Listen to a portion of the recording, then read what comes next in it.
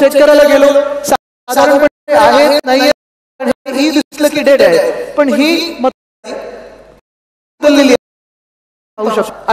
एक नंबर झालेला आहे म्हणजे तरी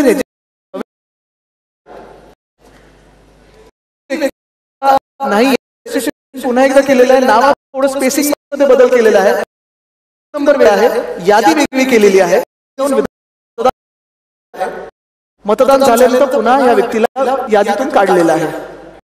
हे पहिलं उदाहरण आहे की साधारणपणे जेव्हा आपण गटप्रमुख म्हणून असू किंवा उपशाखा प्रमुख म्हणून असू किंवा कुठचेही पदाधिकारी म्हणून असू, जेव्हा आपण प्रत्येक यादीचा अभ्यास करायला बघतो, आपली जबाबदारी जी आपल्याला उद्धव साहेब नेहमी सांगत असतात की निवडणुकीत माझी जबाबदारी काय, तर गटप्रमुख म्हणून असेल, उपशाखा प्रमुख म्हणून असेल, माझी जबाबदारी म्हणजे माझी यादी बघायची.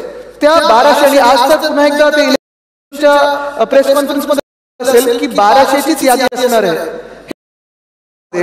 मी किती लोकांना ओळखतो, ह्या किती लोकांमधून आता जिवंत आहेत, किती लोकांचा मृत्यू झालेला आहे, या मृत्यू झालेल्या लोकांमधून किती लोकांना रजिस्टर केलंय हे देखील आपण पाहणं गरजेचं आहे. दुसरं म्हणजे मतदाराचं नाव आणि त्याच्या वडिलांचं नाव हे सेम टू सेम आहे.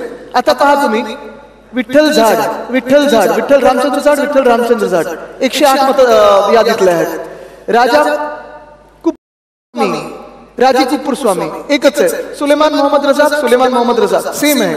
पुन्हा एकदा यांचे सगळ्यांचे फोटो आपण भुरकट केलेले आहेत कारण आपल्याला कोणाला प्रायव्हसी मधून त्रास द्यायचा नाहीये. पण हे देखील तुम्ही पाहिलं पाहिजे, जेव्हा यादी आपण पाहतो अशा आपल्याला वरळी मतदारसंघांमध्ये 502 मतदार सापडलेले आहेत. म्हणजे वडिलांचं नाव पण तेच आहे किंवा रिलेटिव्हचं पण नाव तेच आहे आणि स्वतःचं पण नाव तेच आहे. हे तर ठळकपणे आपल्याला एक यादी वाचन मध्ये जी आता यादी येईल त्याच्यात तुम्हाला दिसेल ही यादी सगळ्यांकडे आहे ऑलरेडी. तर त्याच्यात हे तुम्ही पाहिलं पाहिजे की किती अशी नावं आहेत जी साधारणपणे सेम टू सेम आहेत. आता हे भलतच प्रकार आहे.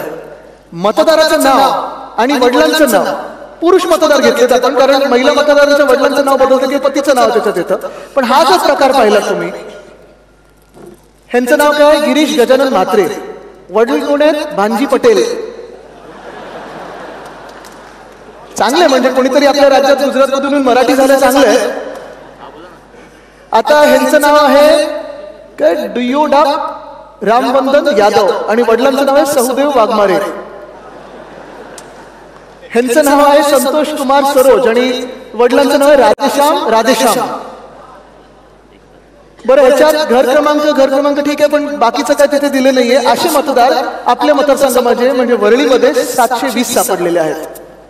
हे देखील आपल्याला दिसणार आहे. एक यादीत झलक मारली आपण, एकदा पाहिलं आपण की वडिलांचं नाव काय किंवा पतीचं नाव काय आणि स्वतःचं नाव काय हे जर पाहिलं तर असे पुन्हा एकदा आपल्याला कितीतरी मतदार दिसतील जे असे घोळ केलेले मतदार आहेत.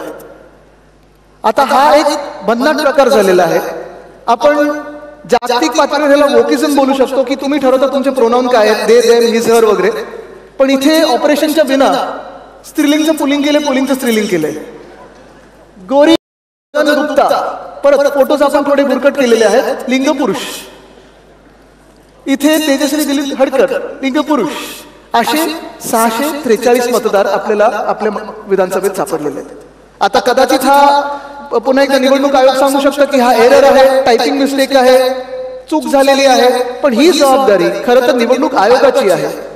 जेव्हा आपण मतदानाला जातो तेव्हा सगळे असे पाहत असतात आपल्याकडे की तुम्ही कोण, तुमचं नाव काय, तुम्ही हे दाखवा ते दाखवा. मग हे तुम्हाला दिसत नाही निवडणूक आयोगाला. आणि म्हणून आता जबाबदारी जी निवडणूक आयोग जे करत आहे ते आपल्याला पण काम करायला लागणार आहे, कारण निवडणूक आयोग हे भाजपचं काम करतं. मग निवडणूक आयोगाचं काम कोणी करायचं, आपण करायला पाहिजे. तर हे असे मतदार जे आहेत असे देखील तुम्ही पाहिले पाहिजेत, पकडले पाहिजेत.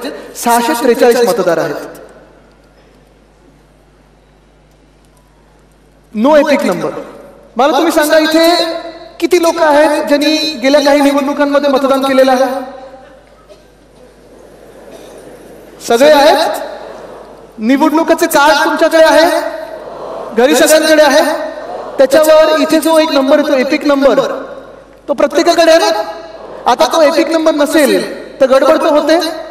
असे एपिक नंबर नसणारे देखील नावं प्रत्येक यादीत घुसवलेले आहेत.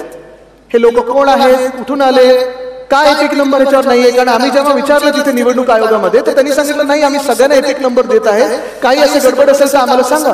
मग ही गडबड पकडणार कोण? असे वरील 28 सापडले आपल्याला ज्यांचे एपिक नंबर नाहीयेत.